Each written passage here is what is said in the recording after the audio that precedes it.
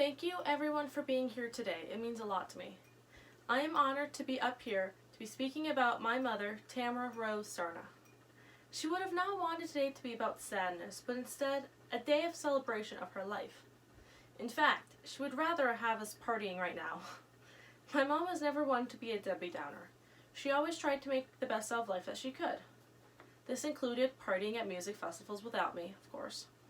But she promised me when I turned 21 that she would take me to my first EDM music festival. And as a 13-year-old at the time, I was very excited. But since that would be so many years away, she and I would pass the time by taking monthly trips to Disneyland and the occasional Dodger games. Later on, I realized my mom was never really one to save money because we would always eat at the Wine Country Trattoria and watch the World of Color show at Disneyland for no reason. I mean, there were a few times when we actually did this for a special occasion.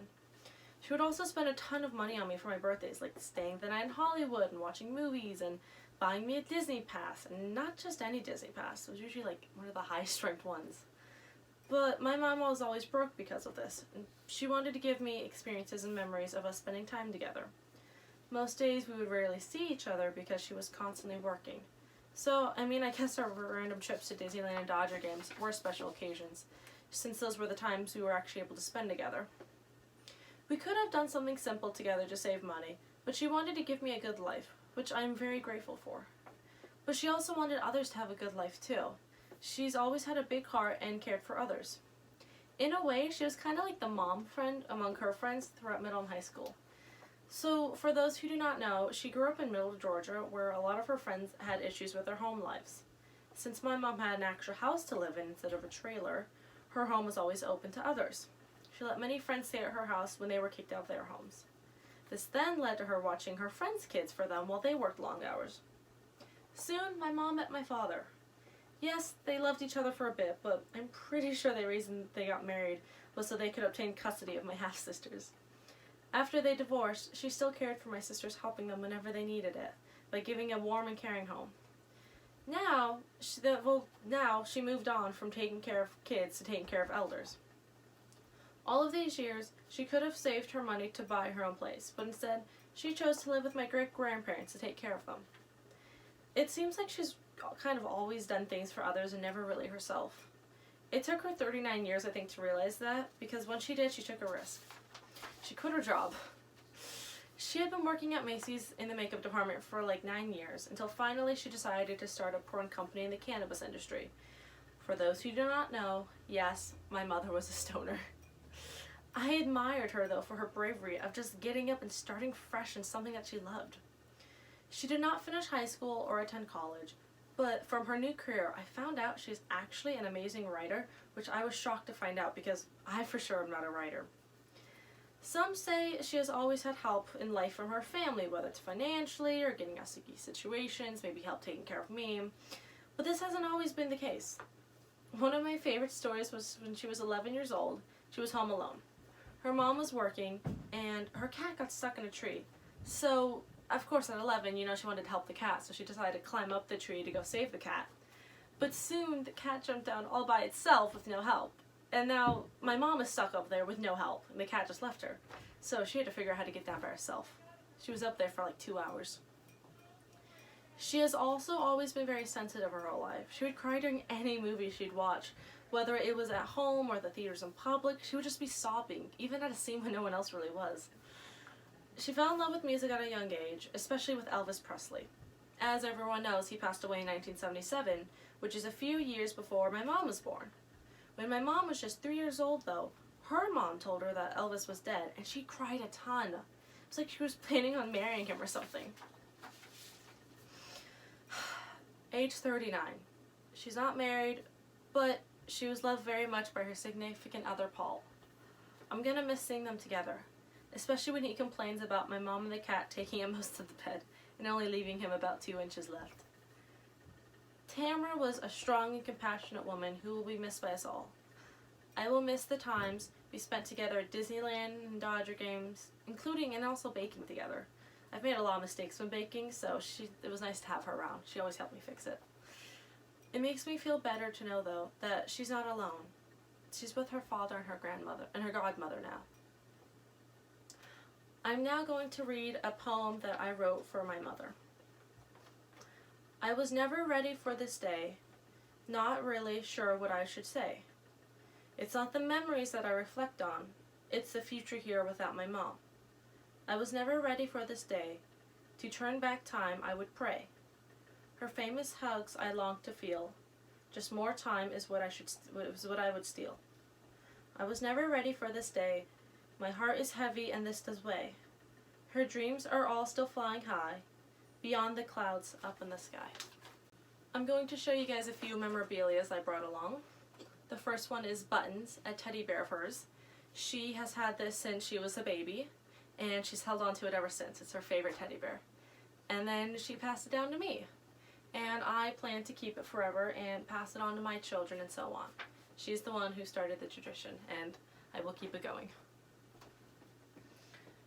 The next is a red pillow that was made for her from her Grandma Jean. Great-grandmother Jean made many pillows for different family members and stuff. And one of my mom's favorite colors is red, so she made hers red. And this just shows that my mom has always taken care of the pillow, just like she's always taken care of Grandma Jean. Another one I'm showing is her gravy boat. This particular one doesn't have any special meaning exactly, but it kind of just represents her love for cooking and how great she was at it too, and her southernness also. She grew up in the South for a good part of her life, and it's kind of always stuck with her, because when you live in the South, you learn to pour gravy over everything. The next thing I will be showing is a fairy house that she made out of seashells and rocks that she has collected from the beach for so many years. She always would love to go down to the beach by the PV Cliffs to pick up rocks and shells, especially after a storm. And soon in her later life, she began to craft things like this and show her creativity on her free time. And this is one of them that I admire a lot. The last memorabilia is one of her makeup palettes. She worked in makeup for a long time while she was living here in California, and it's kind of always been a part of her. She would always do natural makeup on people, and I believe it was just to like reveal their natural beauty. She always saw beauty in like everyone. Now I will be playing a video I made for my mother.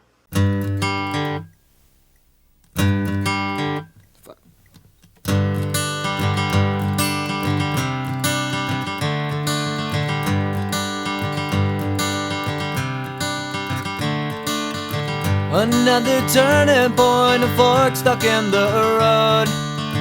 Time grabs you by the wrist, directs you where to go. So make the best of this test and don't ask why. It's not a question but a lesson learned in time. It's something unpredictable, but in the end is right. I hope you had the time of your life.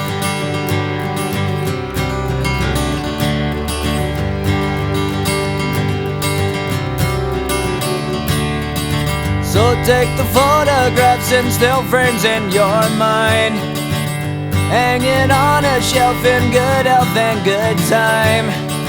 Tattoos of memories and dead skin on trial. For what it's worth, it was worth all the while. It's something unpredictable, but in the end is right. I hope you had the time of your life.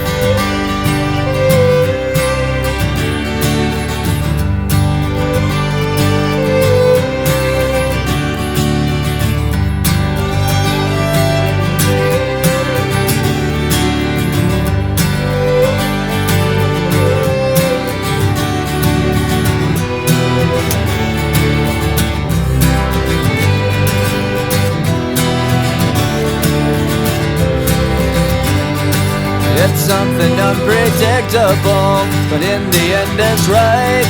I hope you had the time of your life.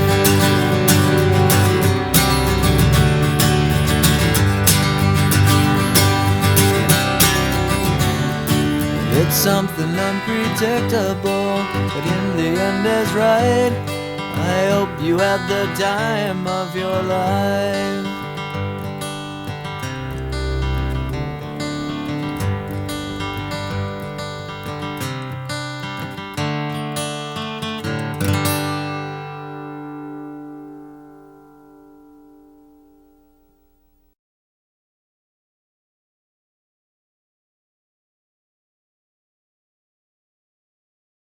Jesus, before your eyes you'll see them multiply.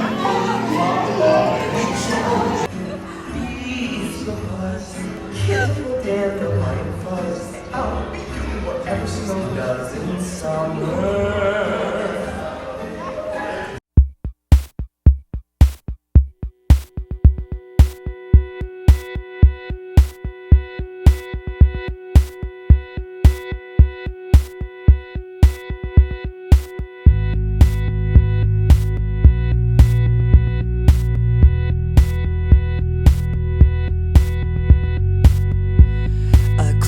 Both locks below the window. I close both blinds and turn away. Sometimes solutions aren't so simple. Sometimes goodbye's the only way. Oh, and the sun will set for you. The sun will set for you. And the shadow of the day will embrace the world in gray. And the sun will set for you.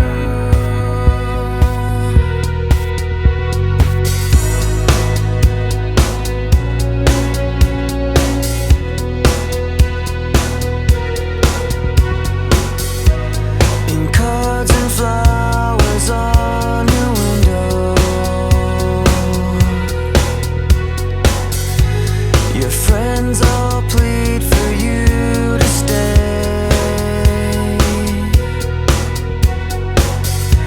Sometimes beginnings aren't so simple.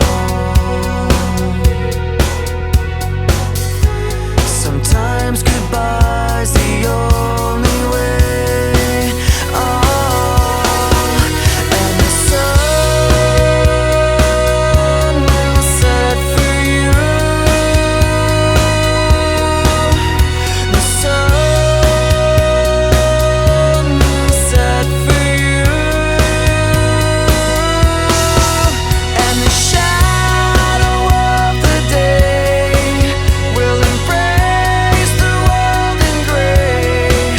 And the sun will set for you.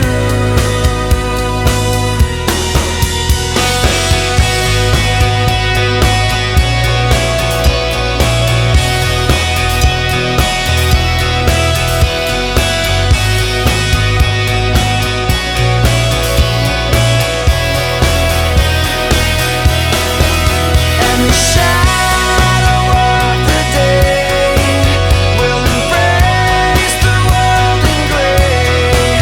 And the sun will set for you.